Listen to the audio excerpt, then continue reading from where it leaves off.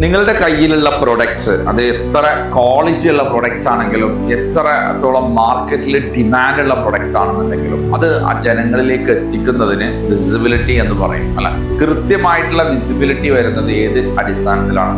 Visibility എന്ന് പറയുന്നത് വളരെ ഇമ്പോർട്ടൻ്റ് ആണ് ബിസിനസ്സിനെ സംബന്ധിച്ചിടത്തോളം. ഈ വിസിബിലിറ്റി വന്നാൽ മാത്രമേ ആളുകളിലേക്ക് നമ്മളെ അട്രാക്ട് ചെയ്യപ്പെടുള്ളൂ, അതുപോലെ തന്നെ ആ പ്രൊഡക്ട്സിലേക്ക് ആളുകളെ അട്രാക്ട് ചെയ്യപ്പെടുള്ളൂ.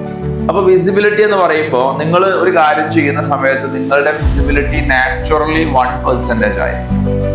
സോ ഔട്ട് ഓഫ് 99% പുറത്തുള്ള കിടക്കുകയാണ്. കാരണം എന്താ വെച്ചാൽ ഈ 1% നിങ്ങൾക്കറിയുന്ന ആൾക്കാരാണ്.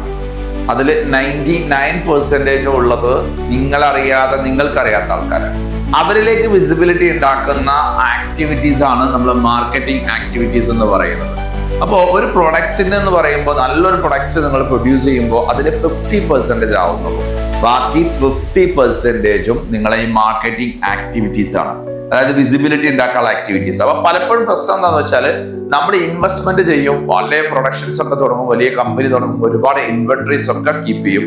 പക്ഷെ വിസിബിലിറ്റി ക്രിയേറ്റ് ചെയ്യാനുള്ള ബഡ്ജറ്റ് ഉണ്ടാവില്ല, അതിനുള്ള ബഡ്ജറ്റ് മാറ്റി വെച്ചിട്ടുണ്ടാവില്ല, ക്യാഷ് നമ്മുടെ അടുത്ത് ഉണ്ടാവില്ല. അങ്ങനെ ആകുമ്പോൾ ഒരിക്കലും ബിസിനസ് സക്സസ്ഫുൾ ആവാൻ സാധിക്കില്ല എന്നുള്ളതാണ് റിയാലിറ്റി.